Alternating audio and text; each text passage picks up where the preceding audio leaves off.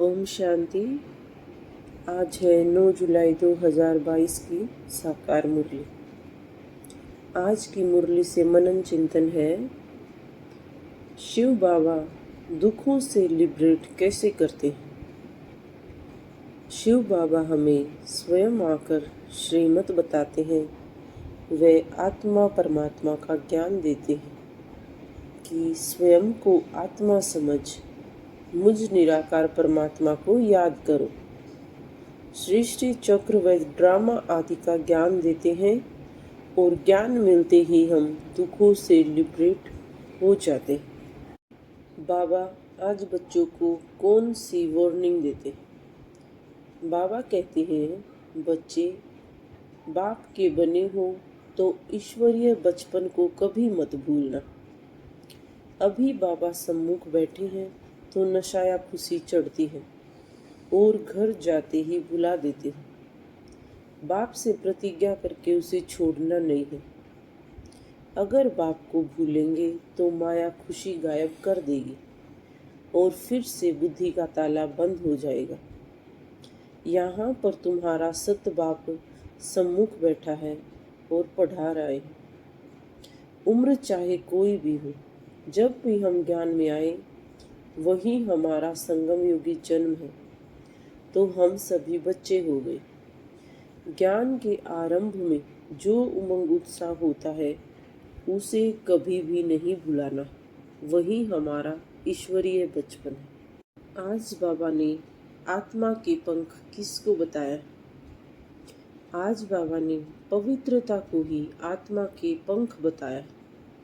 आत्मा को पावन जरूर बनना, वरना आत्मा उड़ नहीं पाएगी, अर्थात भारी हो जाएगी। लौकिक घर में वह अपने बाबा के घर अर्थात मधुबन में अवस्था में फर्क क्यों आ जाता है। बाप समझाते हैं, मधुबन में बच्चों की अवस्था बहुत अच्छी होती है। जो बच्चे पिछाड़ी में बाप पर न्योछावर होते हैं वे यहाँ से रोकर जाते हैं, अर्थात यहाँ आकर इतने मगन हो जाते हैं। लेकिन लौकिक घर में जाते ही नरकवासियों का संग मिलता है तो भूल जाते हैं। आपस में वाहियात बातें सुनते व सुनाते रहते हैं, वे माथा खराब करते हैं। बाबा कहते हैं, बच्चे मुझे याद करो तो ऊंच पद पाएंगे। सिवाय ज्ञान के और किसी की भी ग्लानि आदि की उल्टी सुलटी बातें नहीं सुनो। अंत समय में किस प्रकार का साक्षात्कार होता रहेगा। बाबा हमें समझाते हैं, तुम मुझे बाबा मानते हो तो फॉलो फादर कर ऊंच पद पाओ। लाडले बच्चों, मुझे याद करो तो विकर्मों का बोझा उतर जाएगा, नहीं तो भोगना पड़ेगा। वह अंत में बहुत दुख आएंगे और ऐसी भासना आएगी जैसे बहुत समय से भोगना भोग रहे। तब फिर हिसाब किताब चुकता होगा, वह वापस जाएंगे। वह सब साक्षात्कार अंत में होता रहेगा। स्वदर्शन चक्रधारी बनने से सब प्रश्न क्यों मिट जाते हैं। स्वदर्शन में क्या क्या शामिल है। स्वदर्शन चक्रधारी बच्चे सब का दर्शन कर लेते हैं। सृष्टि के आदि मध्य अंत को जान लेते हैं। अपने पांचों स्वरूपों का दर्शन कर लेने से उनके सभी क्या क्यों के प्रश्न समाप्त हो जाते हैं, क्योंकि संगम युग का समय हमारे लिए अर्थात परमात्मा बच्चों के लिए सिर्फ कल्याणकारी ही है। ऐसे बच्चे स्व को देखते देखते सहज ही आगे बढ़ते रहते हैं। बाबा ने सच्ची सच्ची सेवा किसको कहा है। बाबा ने शुभ चिंतक बनना ही सब आत्माओं की सच्ची सच्ची सेवा करना बताया है। यदि हम शुभ भावना व शुभ कामना से भरे होंगे तो ही हम सबकी सच्ची सच्ची सेवा कर सकेंगे। अगला प्रश्न है, परमात्मा द्वारा बताए गए रास्ते पर चलकर हम कैसे अपनी प्रैक्टिकल ईश्वरीय जीवन बना सकते हैं। आज मम्मा के महावाक्यों में से ये प्रश्न है जिसका उत्तर होगा ज्ञान, योग, धारणा। जितना हम इन तीनों बातों पर अटेंशन देंगे तो उन्नति होती रहेगी। इन्हें प्रैक्टिकल जीवन में लाना है। इस अविनाशी ईश्वरीय ज्ञान की प्रालब्ध से इमोर्टल सुख प्राप्त होता है। उसको ही देवताई सुख कहते हैं, उसको ही अतीन्द्रिय सुख कहते हैं। जैसे देवताओं की प्रैक्टिकल सुख ही जीवन थी, इसी प्रकार ईश्वरीय सुख का अनुभव अभी प्रैक्टिकल में हो रहा है। हम सब दुख के जमाने से निकलकर सुख के जमाने में आ गए।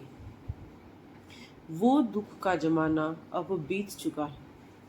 सबसे पहले हम सुख के जमाने में थे, स्वर्ग में थे। वो जमाना जब पूरा हुआ तो दुख के जमाने में आए। अब फिर से हम उस सुख की दुनिया में आ गए हैं। तो अब तो अतीन्द्रिय सुख होना चाहिए। भले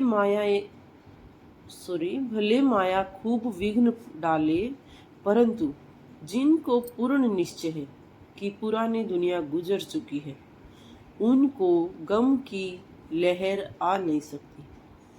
यदि कहीं पर गम आ भी रहा है, दुख आ रहा है, कष्ट आ रहा है, तो समझो कहीं न कहीं जरूर विस्मृति है, अर्थात ईश्वर की याद ढीली हो गई है।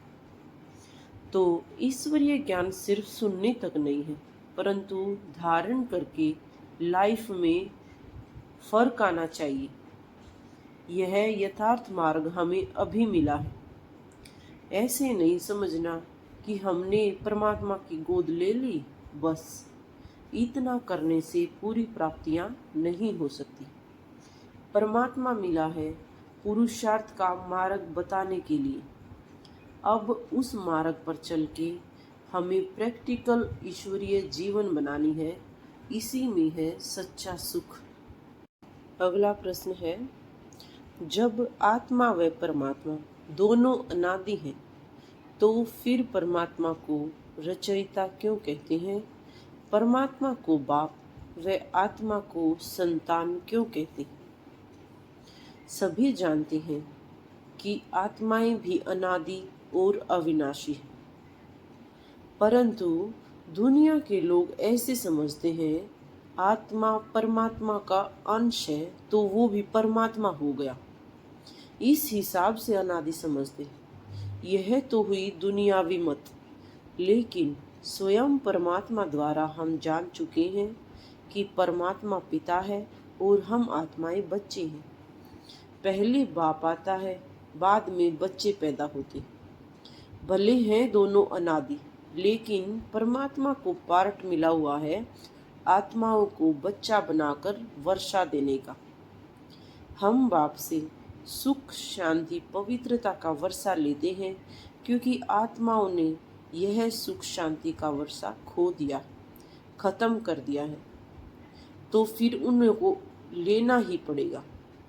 परमात्मा तो खुद पिता है, वह स्वयं सुख शांति का सागर है, उसके पास फुल नॉलेज है, वो खुद ही दाता है। इस प्रकार से भी वो हमारे बाप ही हुए। जब हम बाप कहते हैं तो जरूर बच्चा भी है। बाप कहने से बच्चा सिद्ध हो जाता है। अगर परमात्मा न होता तो फिर देने वाला कौन? जब देने वाला है तभी तो हम लेने वाले। तो दोनों का पार्ट अलग अलग है। आत्मा परमात्मा का रूप भले एक है, परंतु परमात्मा को नॉलेजफुल कहते हैं। उन्हें रचने का पार्ट मिला हुआ है और आत्माएं उनकी क्रिएशन। आज की मुरली से स्वमान रहेगा, मैं ईश्वरीय बच्चा हूँ, मैं स्वदर्शन चक्रधारी आत्मा हूँ। धन्यवाद। ओम शांति, ओम शांति, ओम शांति।